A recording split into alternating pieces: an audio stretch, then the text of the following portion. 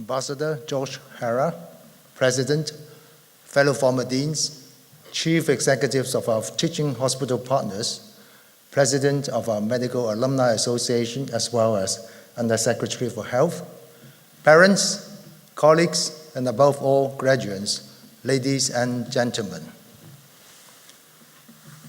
It has been a happily eventful year for HKUMed, with many new developments that are propelling us forward and strengthening our ability to contribute to Hong Kong's future as an innovation and technology hub. But first, let me pick up where I left off in my State of Faculty address in July. It was just before the 2024 Paris Olympic Games, and we were all looking forward with hope towards the possibility that some Hong Kong athletes would win a medal. They did better than that. They won 4 medals. The very best performance to date, making us all very proud. The result also gave me much inspiration and food for thought. Sporting excellence is a combination of raw talent, cultivation, and opportunity. Without good coaches, facilities, and opportunities to compete, it is difficult to become internationally competitive. Similarly, in medicine and healthcare, we need breeding grounds and opportunities to complement the capabilities of our academics. Notably, 32 of whom were recently named Highly Cited Researchers 2024 by Clarivate Analytics, setting a new record. This year, we have been very fortunate to receive abundant support too. The Chief Executive's October policy address echoes the National 14th Five-Year Plan, which aims to expedite the development, application, and commercialization of innovation and technology results in Hong Kong and the Greater Bay Area, GBA. In particular, in life and health technology. Government investment in this area has accelerated over the past year, and I will cover some of the highlights in a moment. But let me first say that with the road ahead now clearly mapped, there are wonderful opportunities for HKUMed to rethink our agenda and how we can contribute to the city's transformation. A key theme in this work will be translational and cross-disciplinary initiatives. Good healthcare requires more than medicine. It needs collaborations with scientists, dentists, other healthcare professionals, engineers, social scientists, and others to reap the full results offered by technology and the new pathways that are opening up for making an impact. In translation and transformation, the first area where we are rethinking things echoes back to our distinguished guest of honor, Ambassador George Hara, who has been very active in supporting the development of biotechnological innovations in his native Japan, Hong Kong, and beyond. George embodies an optimism for the future that can inspire all of us, especially young people. The era of AI, data science, and biomedical technologies has only just begun, and there is huge promise if we embrace the opportunities there. To advance that cause, the university is working with the faculties of medicine, dentistry, engineering, and science, and planning to establish a new school of biomedical engineering. The aim will be to improve health and medical treatment from basic research through to commercialization and techno-entrepreneurship, and ensure that discoveries are brought into the community. This effort is to build on our strengths and ramp up innovation is coinciding with major new external opportunities related to tech transfer and innovation, one of which speaks to our success in long-term planning and to our commitment to excellence. In last year's policy address, the Chief Executive announced that the government would establish the Greater Bay Area International Clinical Trial Institute, the GBA-ICTI, in Hong Kong, Shenzhen Innovation and Technology Park. to coordinate and integrate clinical trials resources across Hong Kong's public and private sectors. This summer, we welcomed the very good news that we had been appointed the operator of the Institute, a recognition of our strong record in clinical trials dating back to more than 25 years when we established the Hong Kong U Clinical Trials Center. Our center has arranged more than 2,000 phase 1, 2, and 3 clinical trials over the years, notably Vector Flu 1, the novel COVID-19 nasal vaccine developed by our very own HKUMed researchers. The center's trials are recognized by the National Medical Products Administration of our country, the American FDA, and other major regulatory bodies around the world. With the GBA ICTI, which was officially opened only 10 days ago, we will aim to provide a one-stop service that can facilitate clinical trials on a larger regional scale and promote cross-border collaboration. Our plan is to organize resources around 4 strategic dimensions. One is about process innovation and optimization. We want to connect, coordinate, and synchronize clinical research resources across academic institutions and the public and private sectors, such as hospitals, regulatory authorities, and funding bodies. The second dimension is about research strategy development and application. Here, we aim to tap into the shared resources, such as biobanking and data generation, possibly through the one zone, two parks arrangement at the Lok Ma Chau Loop. The third is about human resources development and strategy. We plan to establish an international clinical research academy that will train research and clinical professionals who can conduct and support clinical trials. Finally, the fourth dimension centers on global communications and engagement. We will set up a communication and exchange platform with government and research bodies in the GBA, establish an Asian Clinical Research Consortium, and participate in global networks and engage with industry at all levels. There is a lot of work for all of us to do, but we are well prepared for it thanks to the experience of our Clinical Trials Center. With the GBA ICTI, we are very excited by the prospect that within the next 3 to 5 years, HKUMed will make substantial contributions to the GBA's development as a regional and national hub for biomedical innovation and translation.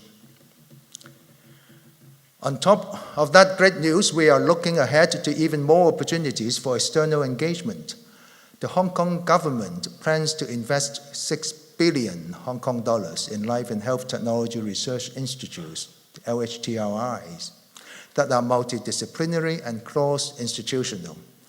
HKUMed has already identified local institutional partners as well as our own internal partners within the university, of course, and we are working very hard to develop a proposal to become one of the initial LHTRIs, and I will keep you posted on our progress. In teaching and learning, while the last few months have provided some exciting opportunities for innovation and growth in research and technology transfer, we are also reviewing our education programs to make them fit for purpose. HKUMed continues to attract some of the best performing students from Hong Kong and abroad, and we equip them to be standard bearers in their disciplines, like you all. And we also recognize that our teaching programs need regular review. As times continue to change, we must adapt to new demands and needs. With that in mind, we are continuing to develop, review, and refine our programs. A new program on the horizon is the BSc in Nursing, which will be based in Shenzhen with the local authorities' approval. This course will involve teaching and training at the Hong Kong Shenzhen Hospital, with some lectures and activities also carried out in our Hong Kong campus. Similar to our efforts to build a clinical trials platform that can serve the GBA, this program aims to train healthcare professionals for the region. It takes us in a new direction, but one that I am confident will be very fruitful. Our flagship MBBS program is also kept under constant scrutiny. This has resulted in innovations such as the Enrichment Year and the Second Chance program, which offers students who completed the first degree elsewhere the chance to study medicine. These students do very well with us, approaching the studies with great passion, maturity, and empathy. They also help in the effort to alleviate Hong Kong's medical manpower shortage. This year, we have been reconsidering the MBBS as a whole. As medicine and technology have advanced, students' workload has been increasing to a point where they are often struggling to keep up. We are therefore looking at how to remove some of the duplications in the curriculum and ensure that what we teach is fit for purpose. That is, it enables students to deepen the knowledge and understanding of medical practice. Let me emphasize, however, that this review is about maintaining our standards, which are as high as ever, in a more sustainable way. We believe there is room to lighten the workload a little and ensure students do not falter or burn out, but rather have the capacity to excel and pursue personal and social development, which, after all, will contribute to their effectiveness in treating patients eventually. The Bachelor of Biomedical Science program is also being revamped to enable students to take greater charge of their learning. Majors are being introduced in the areas of biomedical research, bioinformatics, clinical sciences, and health technology. All students will still receive an excellent foundation that they can then articulate to medicine, veterinary sciences, and other health-related professions if they so choose. But the opportunity to go deeper will keep them in step with this rapidly transforming field and prepare them to contribute to Hong Kong's innovation and technology development. In strategic partnerships, at the beginning of this letter, I mentioned the ingredients for excellence: talent, cultivation, and opportunity. When it comes to impact, I must add a fourth: collaboration. Whether in the hospital tending patients or in the laboratory making new discoveries, it is impossible to advance without collaborators and partners. This can be as straightforward as doctors, nurses, and other healthcare specialists working together to improve the outcome for a patient, or as complex as whole institutions like HKUMed entering formal agreements with the government and to manage the platforms like the GBA ICTI. Indeed, just a few days ago, we hosted a symposium for members of the China Consortium of Elite 10 Teaching Hospitals on training doctors for the 5th Industrial Revolution. This was well supported by our long-term and strategic partners, the China Medical Board, the Hong Kong Academy of Medicine, as well as the Queen Mary Hospital. A HKUMed delegation will also be visiting Beijing shortly to connect with Peking University, Peking Union Medical College, and Tsinghua University. As we move forward, new collaboration opportunities are looming on the horizon. For instance, we are excited about the prospects of the proposed Northern Metropolis, which will have a Hong Kong-Shenzhen Innovation and Technology Park with space for educational institutions. HKUMed is definitely keen to be part of that project. We are also engaging further afield. HKUMed was invited this year to join the World Health Summit Academic Alliance, a prestigious network of 30 academic institutions and groups from around the world who aim to set the agenda for a healthier future and inspire innovations for better health and well-being. HKUMed is the first institution in the Greater Bay Area invited to join, and in October, I attended the World Health Summit 2024 in Berlin. This event brought together not only academics, but also government officials, international organizations, philanthropists, the private sector, and others to strengthen exchange, promote debate on global health, and stimulate innovative solutions to health challenges. The idea is that, together, we build trust, resilience, and actionable global health responses to those places that need it most. This is also a great platform to expand the scope of our School of Public Health and facilitate its development. One of the key issues of the World Health Summit is One Health, a topic I am also keen to advance both as Dean of Medicine and in my new role as Hong Kong U's Vice President and Pro-Vice Chancellor Health. The One Health approach recognizes that all beings share this earth and calls on us all to optimize the health of people, animals, and the planet in a sustainable way. This entails promoting understanding of the co-benefits, risks, trade-offs, and opportunities. I believe such an approach to health can not only help to prevent or contain future pandemics, but also build more resilient and equitable systems, environments, economies, and societies. As with innovation and technology, it is not something that can be done in silos. We must collaborate and work together.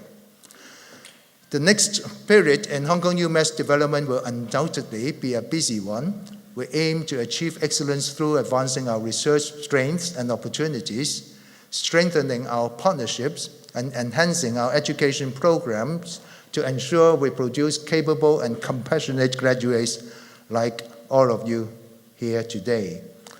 The current transformation requires effort and commitment, but I have been inspired by the positive response of our staff, our students, and alumni to this exceptional period. More than ever, Hong Kong UMed has tremendous opportunities to accelerate and deepen our impacts in improving people's health locally, regionally, and globally, and contributing to the development of Hong Kong and the Greater Bay Area into an innovation and technology hub. I look forward to leading the faculty into the next stage of its development and a new phase of achievement and engagement of Hong Kong and beyond. Thank you very much.